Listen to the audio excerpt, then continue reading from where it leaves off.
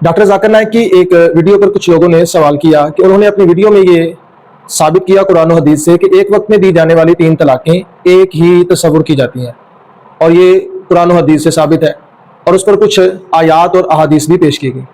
اس کی میں وضاحت آپ کے سامنے پیش کرتا ہوں، پہلے آپ ان کی ویڈیو سماعت فرمائیں۔ طلاق کے احسن جو بالکل صحیح طریقہ ہے جو قرآن شریف کے ہے، طلاق دو اور 3 ماہ رکو۔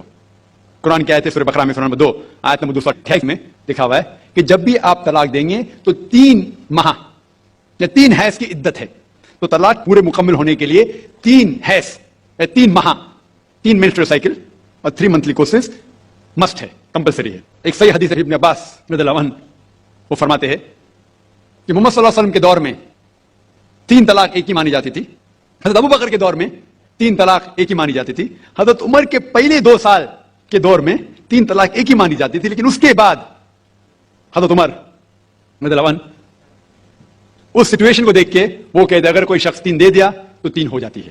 قرآن کہتا ہے 3 طلاق ایک ساتھ میں بھی دیں گے تو ایک ہی ہوتی ہے۔ محمد صلی اللہ علیہ وسلم کے وقت میں 3 بھی ایک ساتھ میں دینا ایک ہی ہوتا تھا، حضرت ابو بکر کے ٹائم میں بھی 3 طلاق ایک ہی ہوتا تھا۔ حضرت عمر کے دور میں لوگ جو کہتے ہیں 3 طلاق 3 ہوتی ہے، کئی علماء کہتے ہیں کہ ان نے یہ اپنے فتوے پہ رجوع کیے اور انہیں افسوس تھا کہ یہ فتویٰ انہیں دیے، اور کئی لوگ کہتے ہیں نہیں ان کا فتویٰ صحیح تھا۔ اس میں امت کا اختلاف ہے، لیکن اگر قرآن کی روشنی میں دیکھیں گے تو 3 طلاق ایک ساتھ میں بھی دیں گے تو ایک ہی ہوتی ہے۔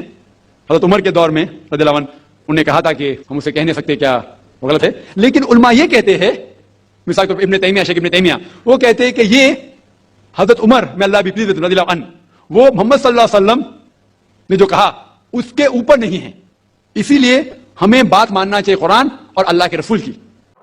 طلاق دینے کا جو طریقہ ہے اس اعتبار سے اس کی 3 قسمیں ہیں: طلاق احسن، طلاق حسن، اور ایسا طریقہ جو بدعت ہے، یعنی نیا، اسلام کا وہ طریقہ نہیں ہے۔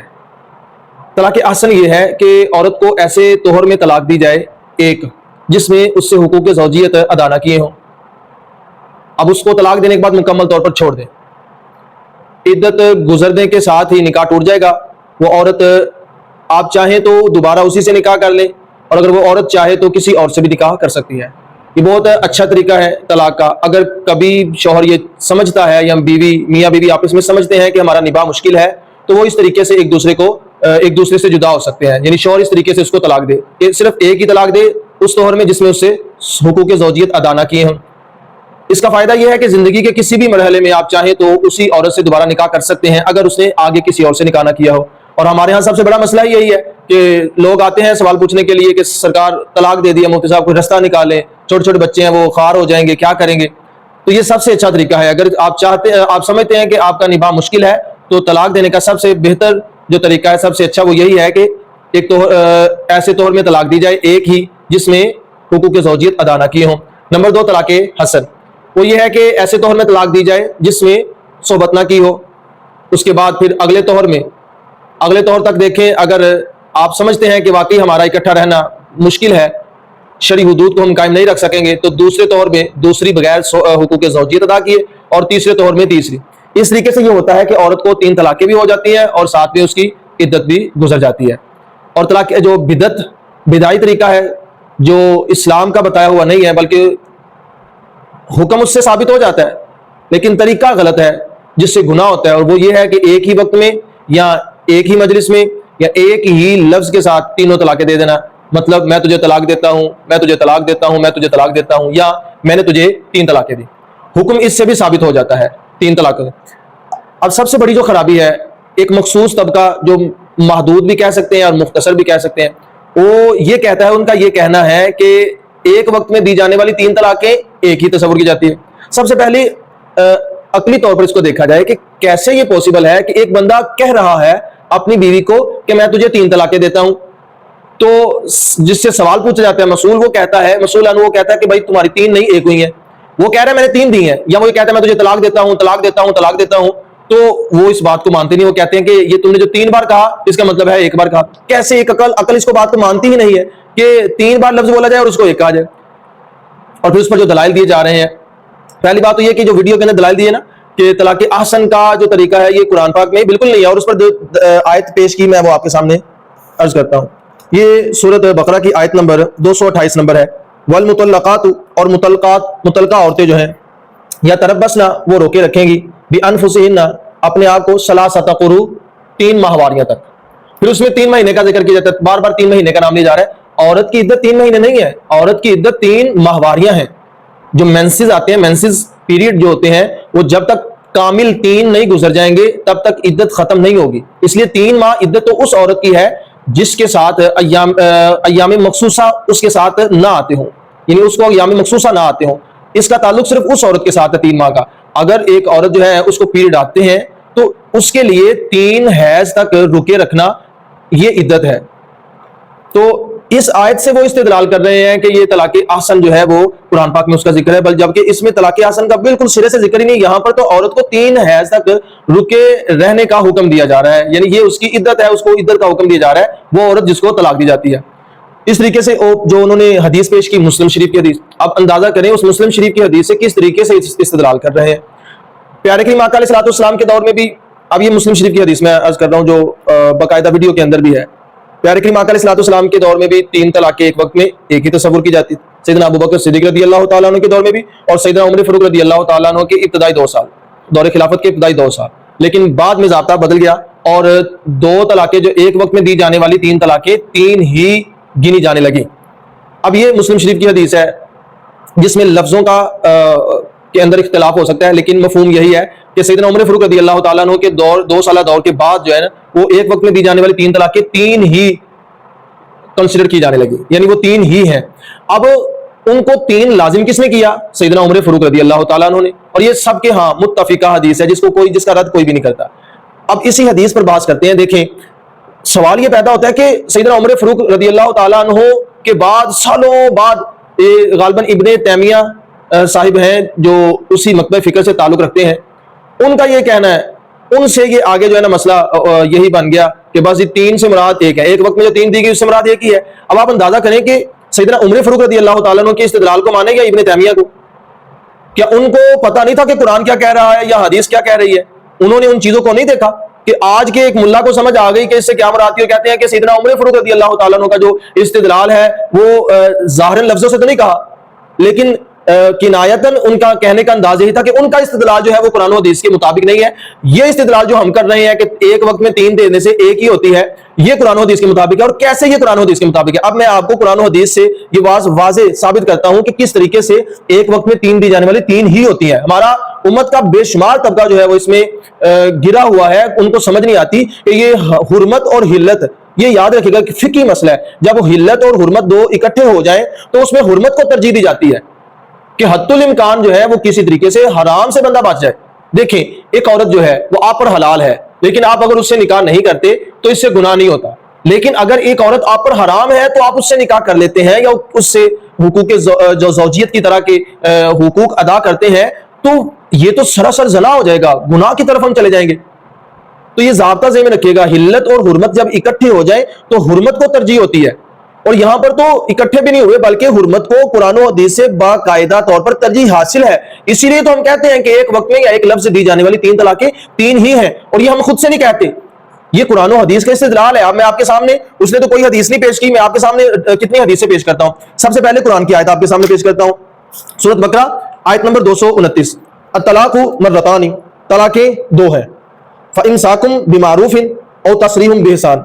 उसके बाद रोक लेना दस्तूर अच्छे तरीके के साथ, या तसरीहुम बिहसान, या अच्छे तरीके से उसको छोड़ देना, यानी दस्तूर के मुताबिक उसको रोक लेना या अच्छे तरीके से उसको छोड़ देना। वला यहिल्लु लकुम, और नहीं है हलाल तुम्हारे लिए, अन ताखुजू, ये कि तुम लो, मिम्मा आतैतुमुहुन्ना, उसमें से जो तुमने उनको दिया, शैयन कुछ, इल्ला अन यखाफा, मगर ये कि तुम्हें खौफ हो कि नहीं कायम अल्लाह युकीमा हुदूदल्लाह, नहीं कायम रख सकोगे अल्लाह की हदों को। फ़इन खिफ्तुम, फिर अगर तुम्हें खौफ हो अल्लाह युकीमा हुदूदल्लाह, ये कि तुम कायम ना रख सकोगे दोनों अल्लाह की हदों को, फला जुनाहा, तो नहीं है गुनाह, अलैहिमा, उन दोनों पर, फी मफ्तदत बिही, इस चीज में जो औरत फिदिया दे उसका। ये जो इफ्तदत में है ये असल में फिदिया है, और फिदिया इससे मुराद है खुला, यानी औरत जो है वो अपनी तरफ से कुछ माल देकर, जो हक महर जितना हो माल देकर, उसके बदले में अपने शौहर से तलाक ले ले। तिलका हुदूदुल्लाह, ये अल्लाह की हदें हैं, फला तातदूहा, इनसे तजावुज ना करो। वमन यतअद्दा हुदूदल्लाह, और जो अल्लाह की हदों से तजावुज करेगा, फउलाइका हुमुज़ ज़ालिमून, यही जालिम है। साथ ही अगली आयत में फ़इन तल्लक़हा, پھر اگر اس نے تیسری طلاق بھی دے دی, اب یہ تیسری لفظ لکھا ہوا نہیں ہے لیکن دو یہاں پر ذکر ہے, تیسری اس کا ذکر ہے کہ اگر اس نے تیسری بھی دے دی تو فلا تحل لہو, نہیں ہے حلال اس کے لیے, من بعد اس کے بعد, حتیٰ یہاں تک کہ تنکیہ زوجن غیرہ, وہ نکاح کر لے زوجن غیرہ کسی دوسرے شوہر کے ساتھ.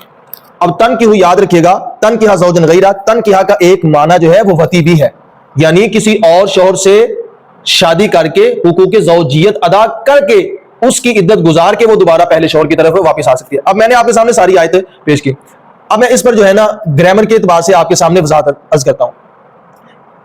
یہاں پر جو دوسری آیت میں نے پڑھی 230 نمبر, فَإِن طَلَّقَهَا, اس میں جو ان پر فا ہے نا, یہ فا تعقیبیہ ہے جو بلا مہلت آتا ہے, تعقیب کے لیے آتا ہے بغیر مہلت کے, یعنی یہ ایک چیز جو بیان ہوئی ہے اس کے بعد یہ آتا ہے اس کے پیچھے, اور اس کے درمیان مہلت نہیں ہوتی, یعنی یہ فوراً کا معنی دیتا ہے کہ اگر 2 طلاقیں دی اور اس کے فوراً بعد تیسری بھی دے دی, 2 طلاقیں دی تو تمہیں اختیار حاصل ہے روکنے کا بھی چھوڑنے کا بھی, لیکن اگر تیسری بھی دے دی یعنی فا تعقیب کے لیے ہے بلا مہلت, یعنی فوراً, اگر اس کا ترجمہ یہ بنے گا کہ 2 طلاقیں دی پھر اگر فوراً تیسری بھی دے دی تو اب عورت تمہارے لیے حلال نہیں ہے. تو وہ ڈاکٹر ہیں, عالم نہیں ہے, ان کو اس گرامر کے جو مسائل ہیں ان کا بالکل پتہ نہیں ہے کہ یہ فا آتی کس لیے ہے. یہاں پر خالی ان ہوتا تو اعتراض ہو سکتا تھا, لیکن یہاں پر ان نہیں کہا گیا, فائن کہا گیا. پھر اگر فوراً تم تیسری طلاق بھی دے دو تو وہ عورت تم پر حرام ہو جائے گی, یہاں تک کہ وہ کسی اور مرد سے, شوہر سے نکاح کر کے حقوق زوجیت ادا کر کے عدت گزار کر تمہارے پاس واپس آ سکتی ہے. تو پہلے تو قرآن میں جو آیت انہوں نے پیش کی اس کا استدلال بھی غلط کیا, گرامیٹیکل اس کو بالکل بیان نہیں کیا. اب میں آپ کے سامنے احادیث پیش کرنے لگا ہوں, ایک نہیں ہے کئی احادیث ہیں. اس میں حضرت عبداللہ بن عمر رضی اللہ تعالیٰ عنہ سے روایت ہے, کہتے ہیں حضرت عبداللہ بن عمر رضی اللہ تعالیٰ جب اسی قسم کے مسئلے کے بارے میں سوال کیا جاتا تو وہ فرماتے کہ تم نے اپنی بیوی کو 1 یا 2 طلاقیں دی ہیں تو بے شک آپ صلی اللہ علیہ وسلم نے اس صورت میں مجھے رجوع کا حکم دیا تھا, اور اگر تم نے اپنی بیوی کو 3 طلاقیں دی ہیں تو یقیناً وہ تم پر حرام ہو گئی ہے, یقیناً وہ تم پر حرام ہو گئی ہے. یہ مسلم شریف جلد نمبر 1 صفحہ نمبر 548 ہے, اور حدیث نمبر 3653 ہے. بخاری شریف جلد نمبر 2 صفحہ نمبر 313 اور حدیث نمبر 5332 ہے. سنن کبریٰ کے اندر جلد نمبر 7 اور صفحہ نمبر 331 ہے. نمبر 2 حضرت عبد الرحمن بن ابی لیلہ رضی اللہ تعالیٰ, آپ روایت کرتے ہیں کہ حضرت علی رضی اللہ تعالیٰ نے فرمایا کہ جو شخص اپنی بیوی کو ہم بستری سے پہلے 3 طلاقیں دے دے تو وہ عورت اس کے لیے حلال نہیں یہاں تک کہ وہ کسی اور مرد سے نکاح کر لے. سنن کبریٰ جلد نمبر 7 صفحہ نمبر 334. ایک اور روایت میں یوں آتا ہے کہ ایک شخص حضرت علی رضی اللہ تعالیٰ عنہ کے پاس آیا اور اس نے کہا کہ میں نے اپنی بیوی کو 1000 طلاقیں دے دی ہیں, میں نے اپنی بیوی کو 1000 طلاقیں دے دی. انہوں نے فرمایا کہ 3 طلاقیں تو اس کو تجھ پر حرام کر دیتی ہیں اور باقی جو رہ گئیں وہ طلاقیں اپنی دوسری بیویوں میں تقسیم کر دے. مطلب اس کا یہ نہیں کہ وہ تقسیم, مطلب یہ غصے کے لیے لفظ بولا کہ تم لوگوں کو ذرا پتہ نہیں چلتا کہ کس طریقے سے تم طلاقیں دیتے ہو. یہ حقیقت میں خواتین کا استحصال ہو رہا تھا جس وجہ سے یہ ضابطہ بنا دیا گیا, عورتوں کا نقصان ہو رہا تھا اس طریقے کے ساتھ, ان کو مذاق بنایا جا رہا تھا. تو کہا یہ 3 طلاقیں 3 ہی ہیں, ایک وقت میں دو, ایک لفظ کے ساتھ دو, یا 3 طوروں کے ساتھ دو, یا مختلف اوقات میں اس کو دو.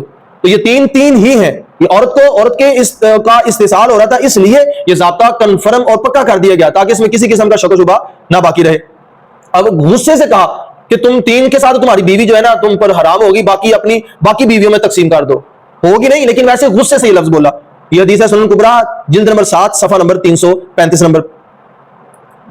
آگے دیکھیں, ایک شخص نے حضرت عبداللہ ابن مسعود رضی اللہ تعالیٰ عنہ سے سوال کیا کہ میں نے اپنی بیوی کو 200 طلاقیں دے دی ہیں, اب کیا حکم ہے؟ تو انہوں نے فرمایا کہ تجھے کیا فتویٰ دیا گیا ہے؟ اس نے کہا کہ لوگ یہ کہتے ہیں کہ وہ عورت اب مجھ سے بالکل الگ اور جدا ہو گئی ہے. حضرت عبداللہ ابن مسعود نے فرمایا کہ لوگوں نے سچ کہا. موطأ امام مالک صفحہ نمبر 199. حضرت محمود بن لبید رضی اللہ تعالیٰ عنہ سے روایت ہے, فرماتے ہیں کہ رسول کریم رؤوف الرحیم صلی اللہ علیہ وسلم کے سامنے ایک آدمی کا ذکر کیا گیا جس نے اپنی بیوی کو 3 طلاقیں اکٹھی دے دی تھی. تو رسول کریم رؤوف الرحیم صلی اللہ علیہ وسلم غصے سے کھڑے ہو گئے اور فرمایا کہ کیا وہ کتاب یعنی قرآن پاک سے کھیلتا ہے حالانکہ میں تمہارے درمیان میں موجود ہوں. نسائی شریف حدیث نمبر 3398. پھر آگے دیکھیں, حضرت سیدنا عبداللہ ابن عباس رضی اللہ تعالیٰ عنہ, آپ کے پاس ایک آدمی آیا, اس نے کہا کہ میں نے اپنی بیوی کو 100 طلاقیں دے دی, اب میرے لیے کیا حکم ہے؟ تو حضرت سیدنا عبداللہ ابن عباس رضی اللہ تعالیٰ عنہ فرمایا 3 طلاقیں ہو چکی ہیں اور باقی 97 کے ذریعے تو نے اللہ تعالیٰ کے ساتھ مذاق بنایا. موطأ امام مالک صفحہ نمبر 510. حضرت مجاہد علیہ رحمہ فرماتے ہیں میں نے حضرت سیدنا عبداللہ ابن عباس رضی اللہ تعالیٰ عنہ کے پاس میں بیٹھا تھا تو ایک آدمی آیا اور عرض کی کہ میں نے سوچا کہ میں نے اپنی بیوی کو 3 طلاقیں دے دی تو آپ خاموش رہے. میں نے سوچا کہ آپ رضی اللہ تعالیٰ عنہ اس کی بیوی اسے لوٹا دیں گے, لیکن آپ رضی اللہ تعالیٰ عنہ فرمانے لگے کہ تم میں سے کوئی حماقت پر سوار ہو جاتا ہے. پھر یہ کہا اے ابن عباس, پھر کہتا ہے کہ اے ابن عباس, بے شک جو اللہ تبارک و تعالیٰ سے ڈرتا ہے تو ضرور اللہ تبارک و تعالیٰ اس کے لیے راستہ نکالتا ہے, لیکن تو اللہ تبارک و تعالیٰ سے نہیں ڈرا, لہذا تیرے لیے واپسی کا کوئی راستہ نہیں ہے, تیری بیوی تجھ پر حرام ہو گئی ہے. کون کہنے رہتے ہیں؟ عبداللہ ابن عباس. فتح الباری جلد نمبر 9 صفحہ نمبر 322 نمبر. فتح الباری جلد نمبر 9 صفحہ نمبر 342 نمبر ہے. حضرت سہل بن سعد رضی اللہ تعالیٰ عنہ بیان کرتے ہیں کہ حضرت عمر نے رسول اللہ صلی اللہ علیہ وسلم کے سامنے 3 طلاقیں دیں, اپنی بیوی کو 3 طلاقیں دی, اور رسول اللہ صلی اللہ علیہ وسلم نے ان طلاقوں کو نافذ کیا. آپ کے سامنے 3 طلاقیں دی اور آپ نے ان 3 طلاقوں کو نافذ کیا. اب یہ حضور علیہ الصلوۃ والسلام کے سامنے یہ عمل کیا گیا. یہ سنن ابو داؤد کی حدیث ہے, جلد نمبر 1 صفحہ نمبر 306. اس کے علاوہ امام ابو بکر بن ابی شیبہ رضی اللہ تعالیٰ سے روایت ہے. اس کے علاوہ حضرت عمران رضی اللہ تعالیٰ عنہ سے روایت ہے, حضرت انس رضی اللہ تعالیٰ عنہ سے, امام زہری, امام شابی, امام علقمہ اور حضرت حبیب علیہ رحمہ. یہ مطلب میرے پاس تقریباً کوئی 22 حوالہ جات ہیں, جس میں اصحاب کا ذکر میں نے آپ کے سامنے کر دیا. اس کے بعد تابعین اور تبع تابعین کا ذکر بھی میں اس احادیث میں موجود ہے, جو میں آپ کو کمنٹ کے اندر ساری احادیث سینڈ کر دوں گا, آپ اچھی طریقے سے مطالعہ کیجیے گا. یعنی شروع سے اسلاف کا یہی طریقہ ہے, ہمارے جتنے اسلاف گزرے ہیں ان کے ہاں یہی موقف ہے. اصحاب کی میں نے آپ کے سامنے بات کی, تابعین کی بات کی, تبع تابعین کی بات کی, سب کے ہاں یہی موقف ہے. میں حیران ہوں کہ ان سب کو قرآن کی سمجھ نہیں لگی اور ڈاکٹر ذاکر نائک صاحب کو سمجھ لگ گئی یا ابن تیمیہ کو سمجھ لگ گئی, جو سراسر اس کے خلاف جا رہا ہے جو اصحاب کا طریقہ تھا, جو تابعین کا طریقہ تھا اور پیارے کریم آقا علیہ السلام کا طریقہ تھا. اور پھر قرآن کا استدلال بھی یہی ہے کہ 3 طلاقیں ایک وقت میں دو گے تو 3 ہی ہوں گی. تو اب پیارے بھائی, جو لوگ اس چیز کی طرف توجہ نہیں کرتے, غور کرنا چاہیے. یہ کوئی عام مسئلہ ہوتا تو میں اتنا سنجیدگی سے یا اتنے دلائل کے ساتھ آپ کے ساتھ بات نہ کرتا. یہ بڑا اہم مسئلہ ہے. اس کی وجہ یہ ہے کہ یہ حلت اور حرمت کا مسئلہ ہے, اور میں یہ عرض کر چکا ہوں کہ حلت اور حرمت جب یکجا ہو جائیں تو پھر حرمت کو ترجیح ہوتی ہے, تو پھر بھی یکجا نہیں ہے. حرمت کو آلریڈی دلائل کے ساتھ ترجیح حاصل ہے. تو اب آپ خود اندازہ کیجئے, سامعین سے ہی میں یہ کہتا ہوں کہ آپ خود رزلٹ نکالیے کہ آپ کے سامنے اتنے دلائل میں نے پیش کیے ہیں, اور یہ اتنے دلائل کو رد کر کے تو بندہ اس حدیث کو لے لے, جبکہ اس حدیث میں بھی یہی ہے کہ پہلے کیا جاتا تھا. سیدنا عمر فاروق رضی اللہ تعالیٰ عنہ کے دور میں یہ طے ہو گیا کہ 3 سے مراد 3 ہی ہے. مطلب طریقہ یہ پہلے سے ہی تھا, لیکن اس پر اوورال عمل نہیں ہو رہا تھا, سب کی طرف سے عمل نہیں ہو رہا تھا. کوئی کس طریقے سے عمل کر رہا تھا, کوئی کس طریقے سے. تو اس طریقے سے یہ ضابطہ بنا دیا تاکہ کوئی بھی اس ضابطے سے نکل نہ سکے. اب ہم سیدنا عمر فاروق رضی اللہ تعالیٰ عنہ کی مانے یا ابن تیمیہ کی مانے یا ڈاکٹر ذاکر نائک کی مانے. اب فیصلہ آپ کے سامنے ہے کہ آپ نے کس کی ماننی ہے. آج کے ڈاکٹر ذاکر نائک کی, جن کے عقائد اس قدر غلیظ قسم کے ہیں کہ آپ تصور نہیں کر سکتے. انشاءاللہ ان قریب میں ان کے عقائد پر ویڈیو اپلوڈ کروں گا, جس میں آپ کو پتا چلے گا کہ وہ کس طریقے کے غلیظ عقائد رکھے ہوئے ہیں.